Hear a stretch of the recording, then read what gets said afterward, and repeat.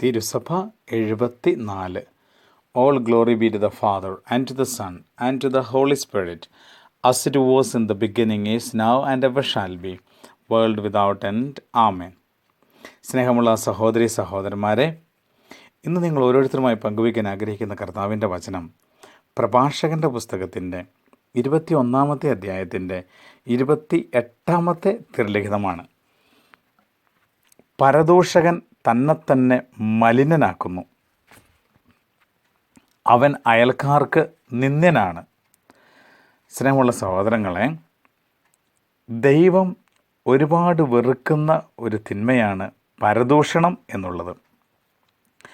മറ്റുള്ളവരെക്കുറിച്ചും ചില പ്രത്യേക സാഹചര്യങ്ങളെക്കുറിച്ചുമൊക്കെ മറ്റുള്ളവരുടെ മനസ്സിൽ വെറുപ്പ്, വിദ്വേഷം, വൈരാഗ്യം, വിഭാഗീയ ചിന്ത, ശത്രുത ഒക്കെ ഉളവാക്കാൻ സാധിക്കുന്ന രീതിയിൽ സംസാരിക്കുക, ഒരാളുടെ സൽപ്പേരിന് കളങ്കം വരത്തക്ക രീതിയിൽ സംസാരിക്കുക, മറ്റുള്ളവരോട് ഇപ്രകാരം മറ്റൊരു വ്യക്തിയെ ഇകഴ്ത്തി കാണിച്ചും താഴ്ത്തിക്കെട്ടിയുമൊക്കെ സംസാരിച്ച് സ്വന്തം പേരെടുക്കുവാനൊക്കെയായി പരിശ്രമിക്കുന്ന സാഹചര്യങ്ങൾ, ഇതാണ് പരദൂഷണം എന്ന് പറയുക.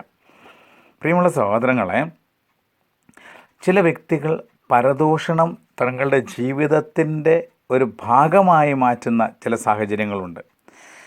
എനിക്കെല്ലാം അറിയാമെന്ന ചില ചിന്ത, ഞാൻ പറയുന്നതെല്ലാം ശരിയാണ് എന്ന ചിന്ത, മറ്റുള്ളവർക്കൊന്നും അറിയില്ല എന്ന ചിന്ത, അതെല്ലാം പാപത്തിൻ്റെ അടിത്തട്ടിൽ നിന്ന് വരുന്ന അഹങ്കാരത്തിൻ്റെ ചിന്തകളാണ്.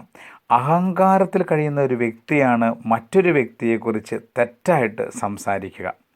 എനിക്കും കുറവുകളുണ്ട് എന്നും ഞാനും പൂർണ്ണനല്ല എന്നും ഉള്ള ഒരു ബോധ്യത്തിൽ കഴിയുന്ന, എളിമയുടെ തലത്തിൽ കഴിയുന്ന ഒരു വ്യക്തിയാണെങ്കിൽ മറ്റൊരു വ്യക്തിയെക്കുറിച്ച് പരദൂഷണം പറഞ്ഞ് പരത്തുവാൻ സാധിക്കുകയില്ല. എന്നാൽ ഞാൻ എല്ലാം തികഞ്ഞവൻ, എനിക്കെല്ലാം അറിയാം, ഞാൻ പറയുന്ന പോലെ കാര്യങ്ങൾ മുന്നോട്ട് പോകണം എന്നൊക്കെയുള്ള അഹങ്കാര ചിന്തയിൽ നിന്നും വരുന്ന തിന്മയുടെ ഒരു ദുരാത്മാവാണ് ഈ ഏഷണി അല്ലെങ്കിൽ പരദൂഷണം പറഞ്ഞ് പരത്തുന്ന സാഹചര്യങ്ങൾ. അതുകൊണ്ട് പ്രിയമുള്ള സഹോദരങ്ങളെ, ദൈവം പരദൂഷണം എന്ന തിന്മയെ ഒരുപാട് വെറുക്കുന്നു. വചനം പഠിപ്പിക്കുകയാണ്, പരദൂഷകൻ തന്നെ മലിനാക്കുന്നു. മറ്റുള്ളവരുടെ മുൻപിൽ വലിയവനാകാനും മറ്റുള്ളവരുടെ മുമ്പിൽ അംഗീകരിക്കപ്പെടുവാനും മറ്റുള്ളവരുടെ മുമ്പിൽ ഞാൻ ആരോ ആണ് എന്നൊക്കെ കാണിക്കാനും ഒക്കെയുള്ള ഒരു ത്വരയിലാണ് പരദൂഷകൻ ഇതെല്ലാം പറഞ്ഞ് പരത്തുന്നത് എങ്കിൽ മനസ്സിലാകുന്ന ഇപ്രകാരമാണ്, അവൻ അറിയുന്നില്ല മറ്റുള്ളവരുടെ മുമ്പിൽ അവൻ എളിഭ്യനാവുകയാണെന്നും മറ്റുള്ളവരുടെ മുമ്പിൽ മലിനനാവുകയാണ് എന്ന്. പരദൂഷകൻ തന്നെ മലിനനാക്കുന്നുവെന്ന് വിശുദ്ധ ലിഖിതം പഠിപ്പിക്കുന്നു. അതുകൊണ്ട് സഹോദരങ്ങളെ, നമ്മുടെ നാവിനെ എപ്പോഴും നമ്മൾ സൂക്ഷിക്കണം. നമ്മുടെ നാവിലൂടെ നമ്മുടെ ശരീരം മലിനമാകുന്നുണ്ട്. ശരീരം മലിനമാകുന്നതനുസരിച്ച് തന്നെ നമ്മുടെ ആത്മാവ് മലിനമാകുന്നുണ്ട്.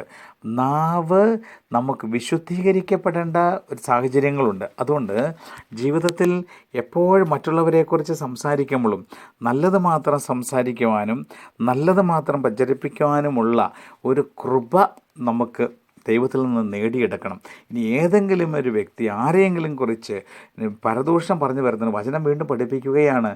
അവരുടെ ആരെക്കുറിച്ചാണോ നമ്മൾ പരദൂഷണം പറയുന്നത്, അവരുടെ കാവൽ മാലാഖ ദൈവസന്നിധിയിൽ ഇതെല്ലാം എത്തിക്കുന്നുണ്ട് എന്ന് സുവിശേഷത്തെ നമ്മൾ അറിയുന്നുണ്ട്, നമ്മൾ കാണുന്നുണ്ട്.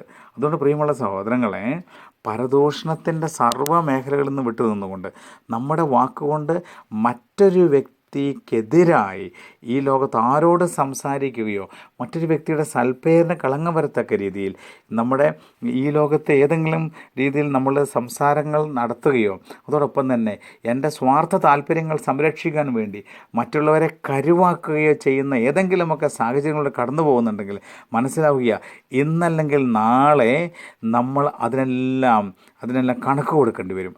അതുകൊണ്ട് വചനം പഠിപ്പിക്കുന്നു, പരദൂഷകൻ തന്നെ മലിനാക്കുന്നു, അവൻ അയൽക്കാർക്ക് നിന്ദ്യനാണ് എന്ന്.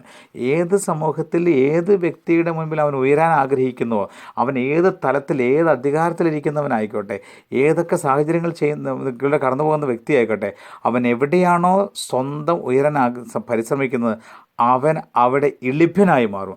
ആ ജനങ്ങൾക്ക് മുമ്പിൽ, സമൂഹത്തിന് മുമ്പിൽ അവൻ നിന്ദ്യനായി മാറും. അതുകൊണ്ട് നമ്മുടെ നാവിനെ നമ്മൾ ഏറ്റവും കർശനമായി നിയന്ത്രിച്ചുകൊണ്ട് മറ്റുള്ളവരെ നമ്മളെക്കാൾ ശ്രേഷ്ഠരായി കരുതിക്കൊണ്ട് സ്വന്തം ഉയരാൻ പരിശ്രമിക്കാതെ മറ്റുള്ളവരുടെ സൽപ്പേരിന് കളങ്കം വരുത്താതെ ദൈവത്തിൻ്റെ ശക്തമായ കരത്തിന് കീഴിൽ താഴ്മയോടെ നിന്നുകൊണ്ട് മുന്നോട്ട് പോയി അനുഗ്രഹം പ്രാപിക്കുവാൻ പരിശ്രമിക്കുകയും പ്രാർത്ഥിക്കുകയും ചെയ്യാം. സർവശക്തനായ ദൈവം നമ്മളെ ഓരോരുത്തരെയും സമൃദ്ധമായി അനുഗ്രഹിക്കട്ടെ.